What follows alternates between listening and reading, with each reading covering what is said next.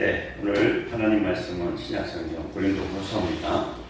뭐에 조금 인쇄를 잘못했어요. 고린도후서 4장 7절에서 10절 말씀, 신약성경 290쪽쯤 되겠습니다. 고린도후서 4장 7절에서 10절 말씀, 한 절씩 교독해 봅시다. 네, 고린도후서 4장 7절. 우리가 이 보배를 질그릇에 가졌으니 이는 심히 큰 능력은 하나님께 있고 우리에게 있지 아니함을 알게 하려 함이라. 우리가 사방으로 우겨쌈을 당하여도 쌓이지 아니하며 답답한 일을 당하여도 낙심하지 아니하며 박해를 받아도 버림받지 아니하며 거꾸로 들임을 당하여도 망하지 아니하고 우리가 항상 예수의 죽음을 몸에 짊어지는 예수의 생명이 또한 우리 몸에 나타나게 하려 한다. 아멘. 10절 말씀까지만 보겠습니다. 이 말씀을 가지고 믿음 안에서 강한 자로 삽시다, 이런 제목으로 말씀을 함께 나누겠습니다. 오늘 예배에 참여한 여러분 모두를 주님의 이름으로 환영하며 하나님의 은혜가 함께하기를 축복합니다. 옆 사람도 우리 인사하고 봅시다. 반갑습니다. 사랑하고 축복합니다. 반갑습니다. 사랑하고 축복합니다. 네. 1년 내내 5월달 같았으면 좋겠어요. 왜냐면 날씨가 얼마나 좋은지 말이죠. 오늘은 우리가 알다시피 어버이주일이죠. 어버이주일하면 저는 이 사람의 시가 생각이 납니다. 조선시대 중기 때 정치가이면서 시인으로서 활동했던 송강 정철 양사, 그분이 훈민가를 지었는데요. 내용이 뭐냐면 여러분도 아시죠? 어버이 설하실 때 섬김이란 다하여라, 지나간 후면 애달다 오이하리, 평생 고쳐 못할 일이 이뿐인가 하노라, 이런 시예요. 제가 중학교 3학년 때 배운 걸로 기억하고 있어요. 근데 이 시가 강조하고 있는 건 뭐냐면 부모님에게 효도를 하는데 언제 하라는 거예요? 그럼 제가 잘 읊은 거예요. 이해하셨으면. 진짜 부모 효도에 가장 중요한 것은 살아계실 때 해야 된다는 거예요. 이게 굉장히 중요해요. 근데도 돌아가시고 나면 그때 우리는 모두 다 후회합니다. 그래서 먼저 이렇게 깨달은 사람들이 우리에게 이렇게 말하는 거예요. 부모님 살아계실 때 섬김이란 다해라, 이렇게 이제 가르치고 있는 것이요. 어쨌든 효도하면 제일 중요한 것은 죽은 다음에 제사상 풍성하게 차리는 것보다 살아계실 때 그저 냉면 한 그릇이라도 이렇게 대접해드리고 조그만 마음의 소원이라도 들어드리고 그렇게 하는 것이 효도지, 죽은 다음에 아무 소용이 없습니다. 살아계실 때 열심히 효도하기를 바랍니다. 저도 사실은 양친 부모님이 다 돌아가시고 나니까 정말 효도는 살아계실 때 해야 되는구나 다시 한번 뼈저리게 느끼고 있습니다. 옆 사람한테 인사해 봅시다. 부모님 살아계실 때 더 효도합시다. 시작. 부모님 살아계실 때 더 효도합시다. 아멘.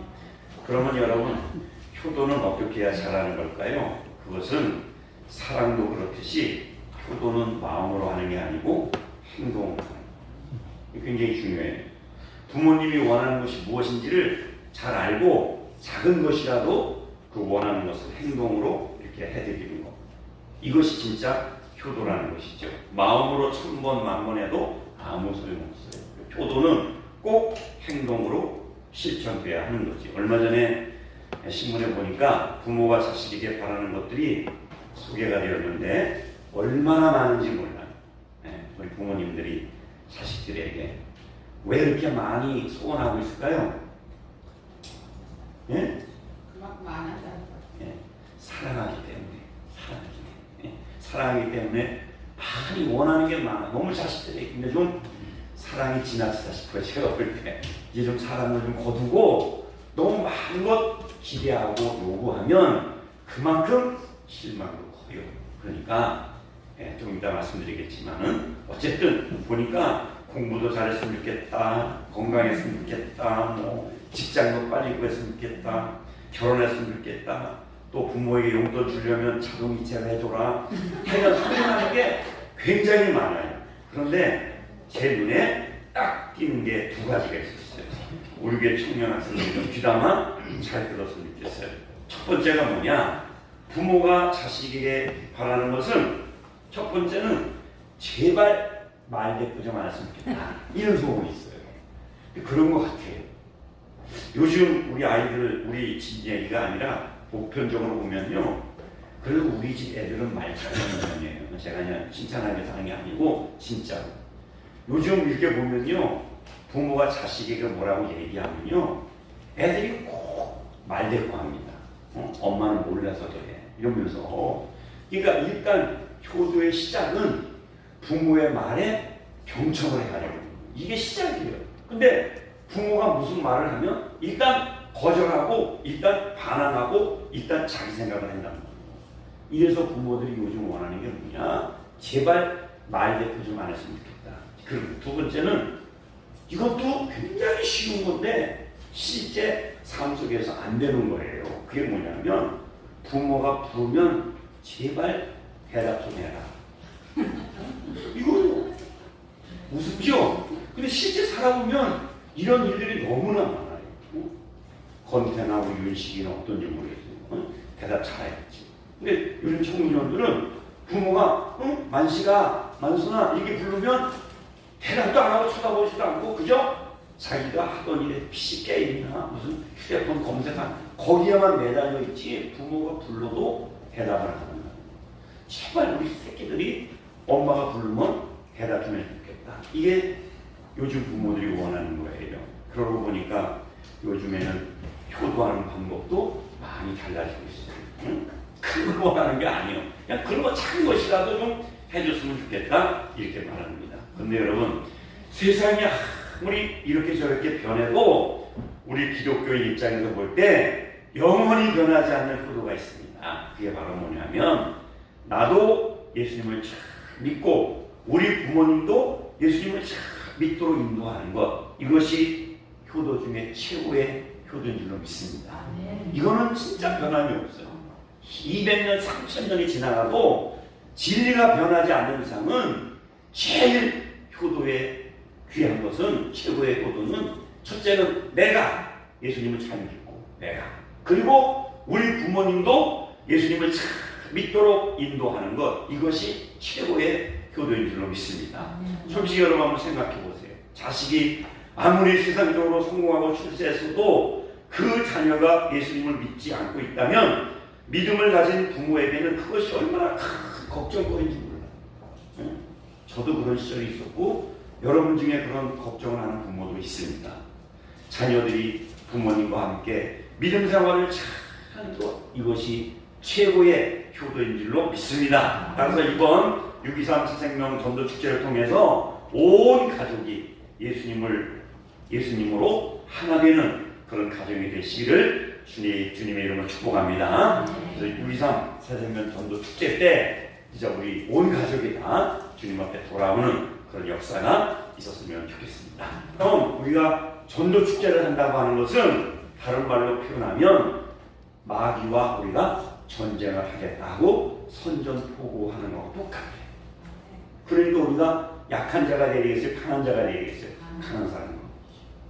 그러면 어떻게 하면 그럼 강한 자가 될 수 있느냐? 잠시 후에 말씀드리겠고요. 사실 제가 이 설교를 준비하면서 믿음 안에서 강한 자로 삽시다, 이 제목 때문에 고심을 많이 했어요. 왜냐하면 혹시 오해하면 어쩌나 하는 그런 생각이 들었기 때문이에요. 왜냐하면 우리 교회는 다 강한 사람들만 모였어요. 그런데 거기가 더 강해지면 이게 큰일 날 것 같아서. 네? 여러분 오해가 좀 없었으면 좋겠어요. 여기서 강한 자가 되어야 된다고 하니까 다른 사람과의 관계에서 강한 자가 되어야 한다, 그런 말 뜻이 아니에요. 물론 우리 성도들이 이 세상에서 살아가려면 당연히 강한 자가 되지요. 왜? 이 세상은 항상 서로 경쟁해서 싸워서 승리해야 되니까 당연히 우리가 강한 자로 살아갈 거예요. 이 세상에서 살아갈 거예요. 따라서 세상에서 우리가 강하게 산다는 것 결코 잘못된 것은 아니에요. 그런데 좀 오늘은 구분을 좀 할 필요가 있어요. 우리가 세상에서는 강하게 살아간다 해도 제발 교회 안에서 교우들에게는, 또는 여러분 집에서 여러분 가족들에게는 좀 약하게 했으면 좋겠어요.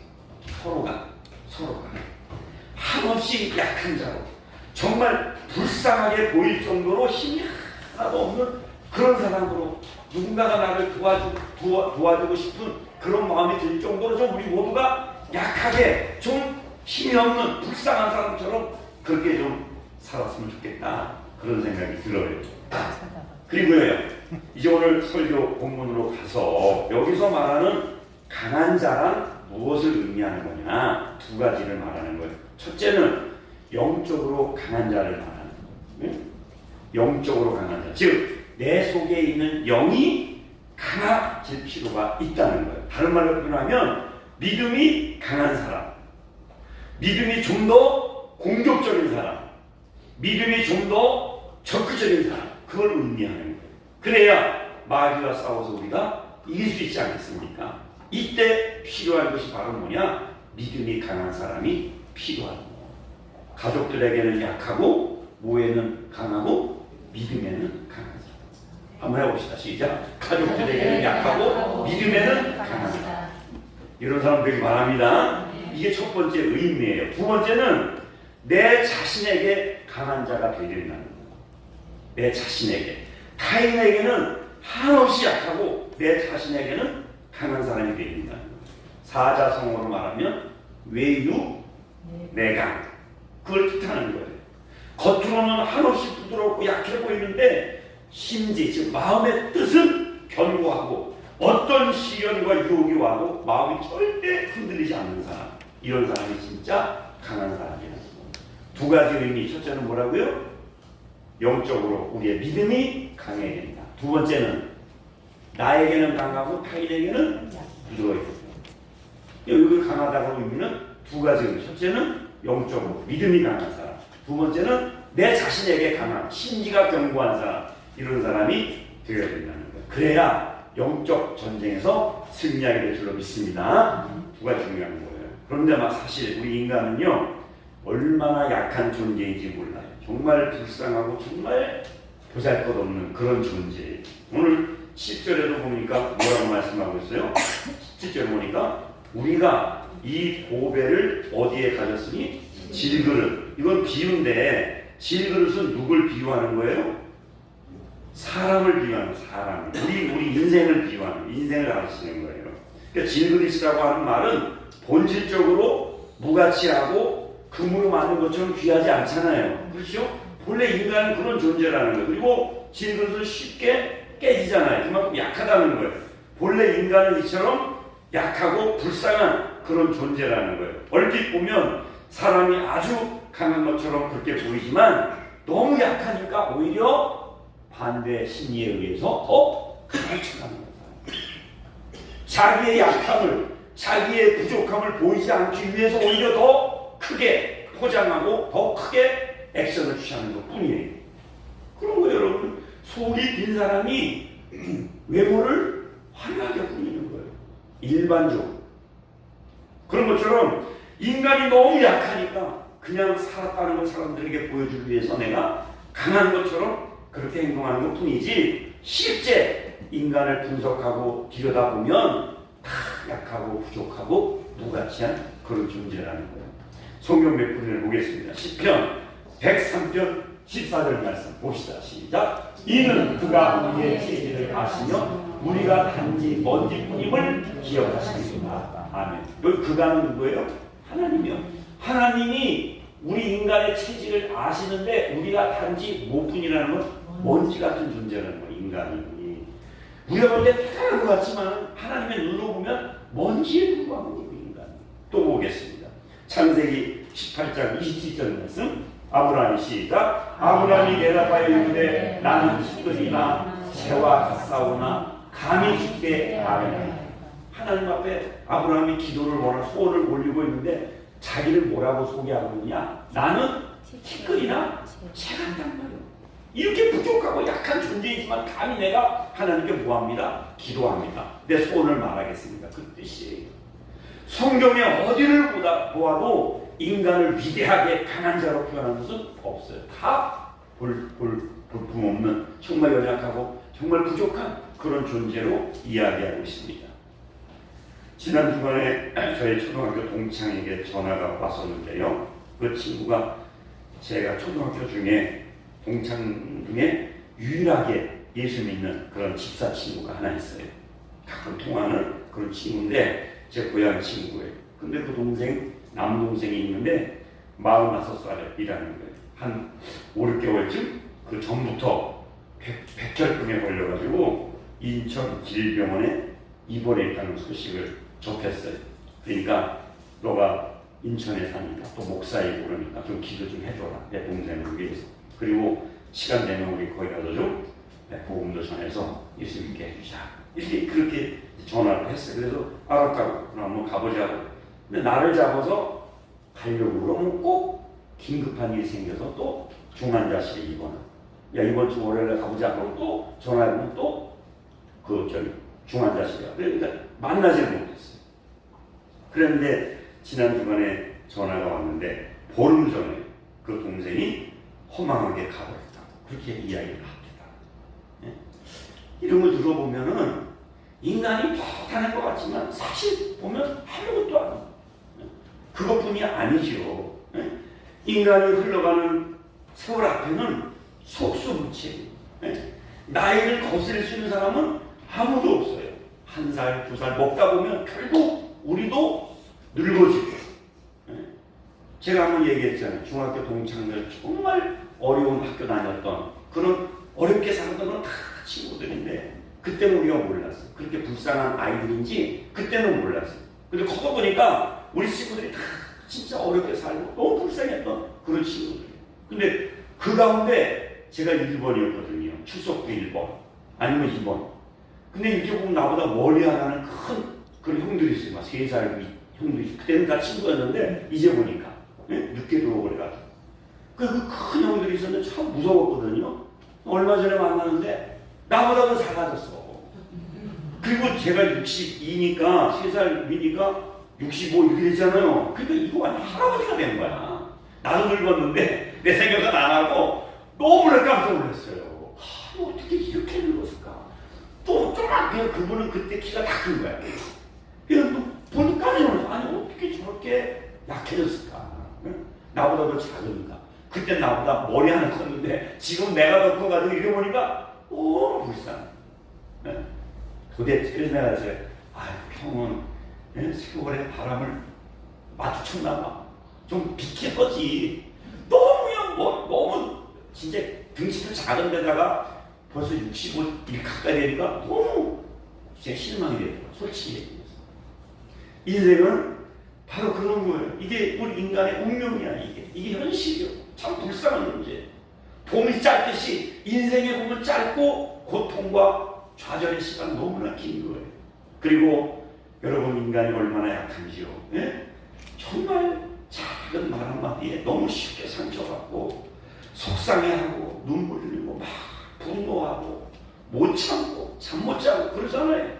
그 말 한마디를 이기지 못하는 그런 존재가 바로 우리 인간이다. 이런 면에서 보면 사람은 짐승보다 못하다는 부분이 있어요. 짐승은요 강아지 킬 때 뭐 이렇게 올라오고 저리가 소리치면 곰방 갔다가 언제 그랬냐는 식으로 또 그냥 받자마자 그걸 살짝 흔들면서 주인에게 또 안으쳐가잖아요. 사람은 한번 틀어지면 10년 20년 상처받아가지고. 근데 강아지는 그냥 언제 그만 와서 또 흔들면서 그렇게 한다는 말이에요. 근데 사람은 속상한 말 한마디 한 번 들으면 잠을 못 이루고 가슴에 피멍이 들 정도로 힘들어하잖아요. 이렇게 사람은 말 한마디로 못 이기는 정말 보잘것없는 그런 연약한 존재. 우리 인간이 그런 존재예요. 그래서 예수님이 말씀하셨어요. 마태복음 12장 20절에 읽어봅시다. 이게 아닌데 마태복음 12장 20절. 어머니, 이거 이런 말씀 있어요. 우리 알아요. 상한 갈대를 꺾지 아니하시고 꺼져가는 심지도 끄지 아니하신다. 그런 말씀이에요. 인간이 어떤 존재냐? 상한 갈대와 같다는 거예요. 상한 갈대가 어떤 거예요? 건강한 갈대가 아니고 상한 갈대는 뭐예요? 이미 바람에 꺾여진 거야. 한풀 꺾여서 그냥 그냥 몸통에 조금 하나하나 붙어있는, 정말 조금만 더 세게 보면 완전히 죽어버릴 수밖에 없는 그런 게 상한 갈대예요. 꺼져가는 심지는 뭡니까? 지금은 전기불이지만 제가 어렸을 때 시골에서 보면 전기 안 들어왔을 때 등잔불이나 호롱불 켰잖아요. 그죠? 그럼 호롱불 속에 뭘 집어넣으면 심지를 있죠. 심지. 마음의 뜻이 아니에요. 이거는 심지를 집어넣어가지고 오랜 시간 켜놓으면은 요게 이제 딱딱해져. 소위 말해서 일명 똥이 묻었다. 거기에 딱 타가지고 심지가 타가지고 딱딱해지면 불꽃이 어떻게 돼요?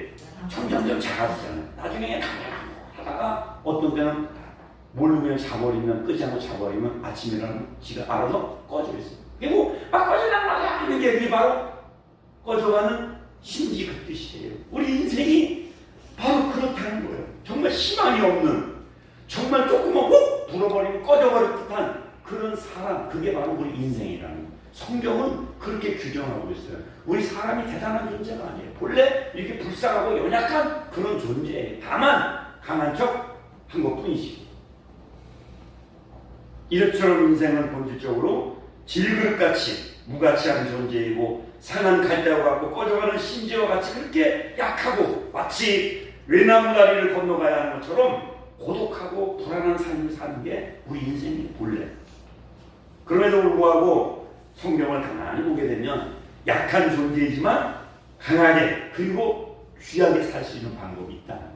그게 바로 뭐냐? 오늘 고린도후서 4장 10절에 말씀입니다. 한번 읽어봅시다. 4장 10절 우리가 시작.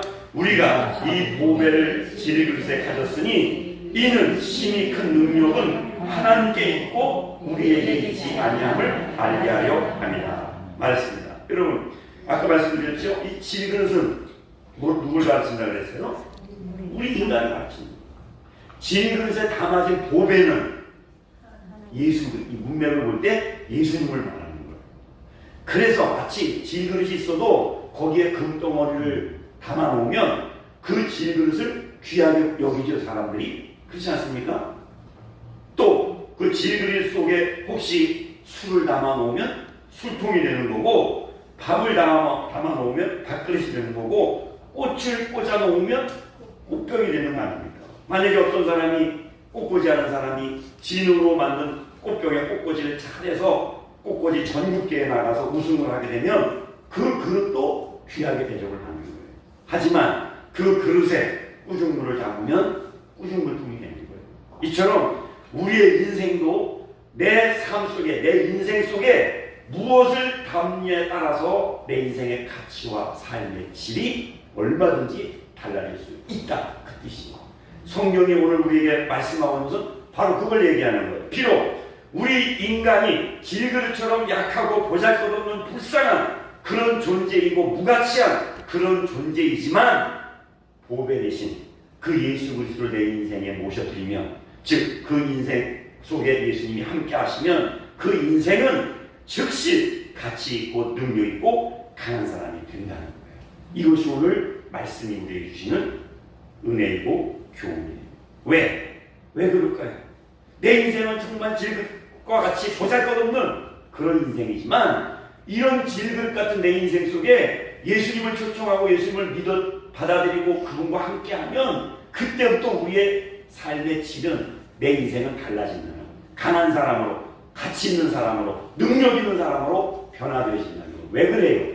내 안에 오신, 내 안에 계신 그 예수님이 바로 하늘과 땅의 모든 권세를 가지고 계신 분이기 때문에 그렇습니다. 마태복음 28장, 아까 18절 말씀 읽읍시다. 시작. 예수께서 나와 말씀하여 주시되 하늘과 땅의 모든 권세를 내게 주셨으니, 하나님께서 하늘 권세와 땅의 모든 권세를 누구에게 주셨느냐? 예수님에게 주셨다는 이 말이에요. 예수께서 나와 말씀해 주시되 하늘과 땅의 모든 권세를 내게, 즉 예수님에게 주셨다는 거예요. 모든 권세를 갖고 있는 그 예수님이 내 인생 속에 와 계신단 말이에요. 그러면 내 인생 가운데 누구의 능력이 나타나는 거예요? 예수님의 권세와 예수님의 능력이 내 삶 속에서 나타나게 된다는 거예요. 오늘 말씀이 바로 그거예요. 우리가 이 보배를 질그릇에 가졌으니 이는 심히 큰 능력은 누구에게 있고 하나님에게 있고 내게, 우리에게 있지 아니함을 알게 하려 합니다. 질그릇이라서 내게는 아무런 능력이 없지만 보배 되신 예수 그리스도가 내 안에 오시면은 그분을 인하여 그 능력이 내게서 나타나는데 내 능력이 아니고 그 능력은 누구의 능력이라는 거예요? 예수 그리스도의 능력이라는 거예요. 믿으시기 바랍니다. 그래서 오늘 이 본문 말씀이 우리에게 주시고자 하시는 메시지는 너희 인간은 질그릇에 불과하다는 거예요. 그래서 연약하고 무가치한 그런 인생에 불과하지만 예수 그리스도를 그 질그릇 속에 예수 그리스도를 담아놓으면 즉 그리스도를 영접하고 믿으면 그 예수님으로 인하여 그분의 능력으로 그분의 권세로 살게 된다는 거예요. 믿으시기 바랍니다. 이게 신앙의 원리예요. 그래서 8절부터 고린도후서 4장 8절부터 10절까지 보면 8절에 보니까 우리가 사방으로 우겨싸움을 당하여도 쌓이지 아니하며 답답한 일을 당하여도 낙심하지 아니하며 박해를 받아도 버림받지 아니하며 거꾸로 뛸을 당하여도 망하지 아니하며 예수 그리스도가 내 안에 계시기 때문에 우리 내 힘으로 내 능력으로 살면 마치 사방으로 우겨싸움을 당하게 되면 낙담하고 주저앉고 포기하고 그렇게 되지만 내 안에 계신 예수의 능력이 그분의 권세가 내게 있기 때문에 우겨싸움을 당해도 우리는 어떻게 된다는 거예요? 다시 오뚜기처럼 다시 일어나게 된다는 거예요. 믿으시기 바랍니다. 이런 삶이 우리에게서 일어나게 됩니다. 또 답답한 일을 당해도 낙심하지 않게 된다. 이 말은 뭡니까? 우리가 살아가면서 당한 일을 경험하게 될 때 정말 출구가 보이지 않을 때가 있지. 해결 방법이 전혀 보이지 않을 때가 있습니다. 정말 답답해서 미칠 것 같고 낙심하고 포기해야만 될 것 같은 그런 상황을 맞이하게 될 거예요. 이것이 질그릇의 모습이고 우리 인간의 실제. 그래서 사람들은 좌절하고 포기하는 거예요. 그런데 하늘과 땅의 모든 권세를 가진 그 예수님께서 내 안에 오셔서 내게 하시는 말씀이 걱정하지 말아라. 내가 해결해 줄게 하시면서 자꾸 나에게 위로를 주시고 소망을 주시기 때문에 우리는 낙심하지 않고 오히려 인내하면서 잘 견디게 된다는 겁니다. 내 안에 계신 예수님 때문에. 또 박해를 받아도 절대 버려지지 않는다. 무슨 말입니까? 우리가 이 땅에 살면서 예수 믿는 사람들이지만 이 땅에 사는 한 당연히 우리도 시련을 만날 수 있고 실패할 수도 있단 말이죠. 이 땅에 살아가는데 언제든지 어디서든지 우리는 환난과 시련과 질병을 만날 수 있습니다. 왜? 사람이기 때문에. 그러나 완전히 버림을 당하지는 않는다는 거예요. 왜? 내 안에 예수 그리스도가 계시기 때문에. 요걸 시편에서는 이렇게 표현하고 있어요. 시편 37편 24절 26절 읽어봅시다. 시작. 그는 넘어지나 아주 엎드러지지 아니함은 여호와께서 그의 손으로 붙드십니다. 보세요. 너희가 살아가면서 이 땅에 살아가면서 넘어질 수 있어요. 안 넘어진다는 게 있을 수가 없어요. 아무리 천일 백일 금식기도 하고 믿음으로 무장에 그 영이 강건하다 할지라도 이 땅에 사는 한 우리는 넘어질 수 있고 실패할 수 있고 자빠질 수 있어요. 그러나 아주 엎드러지지 않는다는 거예요. 왜? 전능하신 여호와께서 우리를 모았기 때문에 붙들고 있기 때문에 이게 강하게 사는 거예요. 이것 때문에 강하게 사는 거예요. 좀 더 읽어볼까요? 내가 시작. 내가 어려서부터 늙기까지 의인이 버림을 당하거나 그의 자손이 걸식함을 보지 못했다. 하나님께서 그의 손으로 우리도 붙잡으시고 우리의 자손도 붙잡으시기 때문에 절대 걸식한 일이 없다는 거예요. 26절 시작. 그는 종일토록 은혜를 베풀고 구워주니 그의 자손이 복을 받는다. 아멘. 우리는 넘어지고 자빠지고 포기하고 불쌍하게 이렇게 살 수밖에 없지만 질그릇 같은 내 인생 속에 예수 그리스도가 와 계시기 때문에 우리는 넘어져도 다시 일어나게 되고 넘어지지만 아주 엎드리지 않는다. 왜? 여호와 하나님 전능하신 하나님께서 우리를 모아고 계시기 때문에 붙들고 계시기 때문에 믿으시기 바랍니다. 그리고 또 10절에 보니까 그런 말씀이 있죠. 예수의 죽음을 우리 몸에 짊어지고 살아가고 있다. 이렇게 말하고 있어요. 성도들이 이 땅에 살면서 죽을 만큼 정말 힘들고 엄청난 고통 속에서 신음하면서 그렇게 살아가고 있다는 거예요. 이것이 인간의 실존이라는 거예요. 그러나 그리스도인들은 죽음으로 끝나지 않고 반드시 예수님의 생명으로, 예수님의 능력으로 다시 살아야 된다는 거예요. 그래서 우리가 강하게 사는 거예요. 믿으시기 바랍니다. 이것이 바로 예수 믿는 사람들의 삶의 모습들이죠. 어떻습니까? 여러분이 보실 때 강하게 사는 사람들 같아요? 연약해서 비실비실하게 살아가는 사람 같아요? 절대 강하게 사는 사람, 절대 강하게 사는 사람. 뭐 때문에? 이 능력이 어디서 오는 거기 때문에? 예수님에게서, 내 안에 계신 예수님에게서 이런 능력이 내 삶을 통해서 나타나게 되어 있어요. 그래서 예수 믿는 사람들은 강하게, 힘있게, 세게 그렇게 살아갑니다. 뭐가 강한 거라고요? 이웃과 관계가 믿음이 강한 것이고 내 자신에 대해서 강하게 삽니다. 타인에 대해서는 한없이 약하고 한없이 부드러워. 이런 삶이 우리의 있기를 바랍니다. 이미 내 안에 오신 그 예수님을 더욱 신뢰하고 의지하는 것, 이것이 결국 우리가 강하게 사는 그런 방법이에요. 근데 문제는 여기에 있어요. 여러분 잘 들으셔야 돼요. 네? 우리가 예수님을 믿게 되면 예수님이 내 안에 오셔가지고 그분의 권세와 능력을 가지고 내가 살아가서 강하게 살 수 있는데, 문제는 뭐냐? 문제는 정말 내가 이 예수님을 의지하고 하루하루 신뢰하면서 그렇게 살아가고 있느냐? 이게 문제예요. 말을 들어보면 말할 때는 다 예수님을 의지하고 다 예수님 신뢰하면서 그렇게 살아간다고 말합니다. 네? 그런데 여러분, 진짜 믿는다면 내 삶 속에서 반드시 뭐가 나오냐? 반응이 나오게 돼 있어요. 진짜 예수 그리스도의 능력과 그 권세를 내 삶 속에서 체험하며 살아가려면 절대적으로 예수님을 믿어야 되는데, 예수님을 믿는다고 할 때는 반드시 그 믿음 때문에 나오는 반응이 있다는 말이에요. 그 반응이 바로 뭐냐? 잘 들으세요. 그게 바로 기도 생활이에요. 응? 기도 생활이 내가 오늘도 예수님을 믿고 있다는 증거예요. 내가 기도하고 있다. 나 오늘도 기도하며 살아가고 있다. 그것이 곧 뭐냐? 오늘 나는 예수님을 의지하고 내 안에 계신 그 예수님의 능력이 내 안에서 차고 넘치고 나는 믿습니다 하고 살아가는 증표가 되는 거예요. 무슨 말인지 아시겠지요? 그래서 내가 늘 어디서 누워서 늘 주님과 더불어 기도하면서 주님과 함께 살아가고 있다. 그렇게 하면 그 사람은 진짜 믿음 안에서 하나님을 의지하고 능력 있게 살아가고 강하게 살아가는 사람입니다. 뭐 하는 사람이요? 기도 생활하는 사람. 반드시 여러분 생각해 보세요. 이치적으로 예수님이 내 안에 와 계신데 어떻게 그분과 소통을 안 하고 살겠냐는 거예요. 그냥 늙은 할머니 뒷방에 팽개 차듯이 예수님을 영접했지만 예수님에게 대화도 한마디 안 하고 기도도 한마디 안 하고 그냥 그렇게 취급할 때 그분의 능력이 어떻게 해서 내 삶 속에 나타나겠냐고요. 응?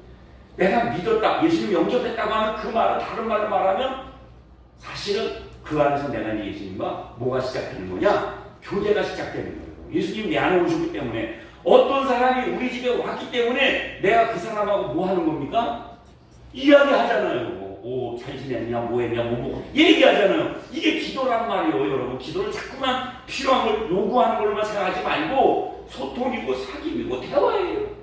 어떤 사람이 우리 집에 왔어. 그러니까 어떻게 살았냐, 뭐 하고 살았냐, 뭐 먹을래, 어디 갈래 얘기하자는 거죠.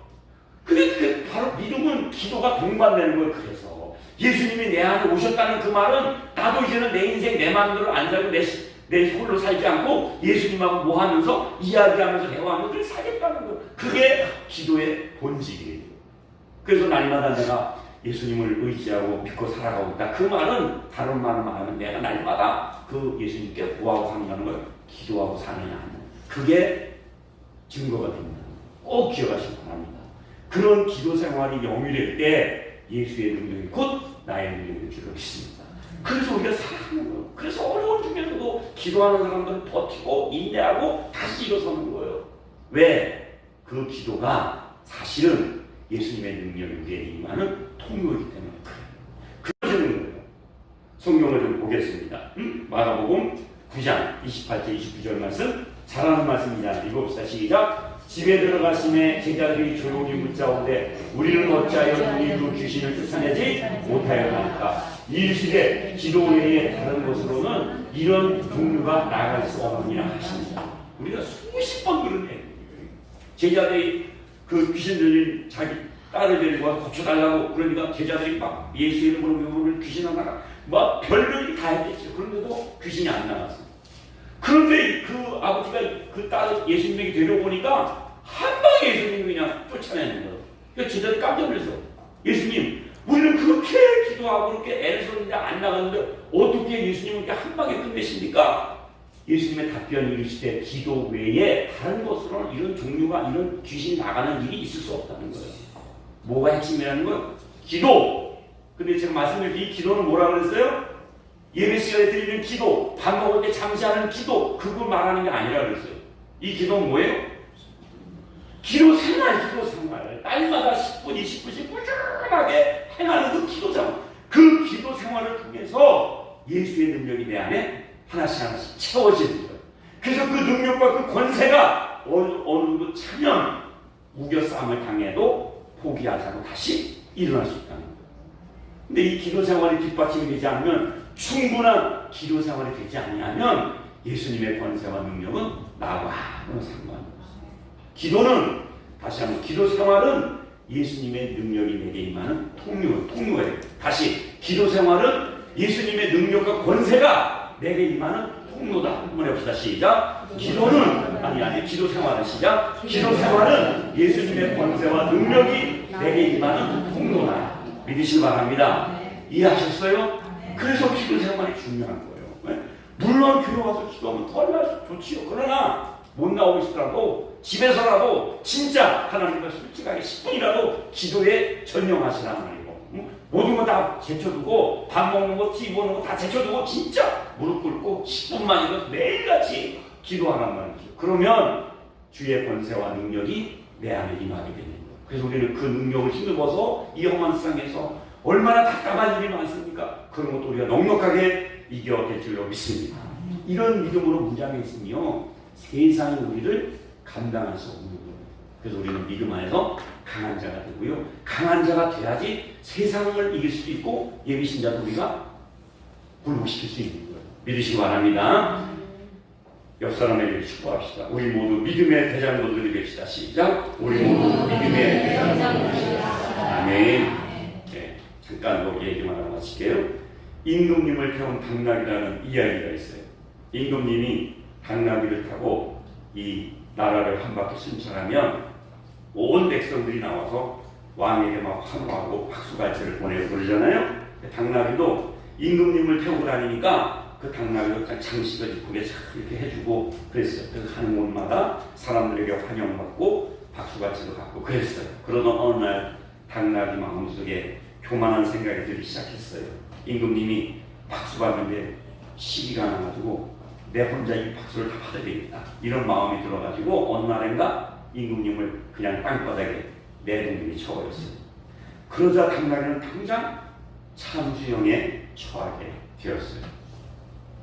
동화 속에 나오는 이야기지만 우리와 예수님과의 관계를 아주 잘 설명해주는 그런 이야기예요. 여러분, 당나귀가 가는 곳마다 백성들에게 환영받고 박수 갈채를 받게 된 것은 누구 때문입니까? 당나귀 자기 때문이요? 아니요. 당나귀 등에 누구를 태웠기 때문에? 임금님을 태웠기 때문에. 똑같은 거예요. 우리 인생. 질그릇처럼 보잘것없는 그런 내 인생이지만 마치 동화 속에 나오는 당나귀에 불과한 그런 인생이지만 그 당나귀 위에 임금님 때문에 가는 곳마다 칭찬받고 박수갈채를 받았던 것처럼 우리 안에도 그 예수님이 오셔서 내 안에 계시기 때문에 그 예수님의 능력이 곧 그 능력으로 인해서 나도 능력 있는 사람이 되는 거예요. 그 예수님이 사라지는 순간 우리는 마치 당나귀와 똑같이 되는 거예요. 이 원리를 꼭 기억하시고 정말 예수님이 내 안에 계심을 확신하면서 의지하고 그리고 그분을 신뢰하면서 살아갈 때 하늘의 권세와 땅의 권세를 우리가 다 누리며 살 수 있게 될 줄로 믿습니다. 문제는 뭐라고 했어요? 진짜인지 가짜인지를 뭘로 우리가 알 수 있다? 내가 정말 얼마나 기도 생활에 집중하고 꾸준하게 기도 생활을 하느냐 여기에 달려 있는 거예요. 그렇게 되면 반드시 주의 능력이 나의 능력으로 나타날 줄로 믿습니다. 그리고 예수님 안에는 세상 하늘과 땅의 모든 권세가 능력이 다 들어있어요. 그분이 내 안에 와 계십니다. 그래서 그분의 능력이 내 안에 임하는 과정은 기도 생활이라는 통로를 통해서 내게 임하는 거고 기도 생활에 집중할 수 있기를 바랍니다. 강한 자가 세상을 이길 수 있습니다. 전도 축제에 승리할 수 있습니다. 온실 안에 있는 화초가 돼서는 세상을 이길 수가 없어요. 정말 저 깊은 산 속에 만국 풍랑을 다 견디면서 꿋꿋하게 서 있는 낙낙장성이 되어야 세상을 이기게 될 줄로 믿습니다. 그러므로 우리들도 기도 생활을 힘쓰시고 그 권세와 능력을 가지고 하나님 앞에 승리하는 여러분 되시길 바랍니다.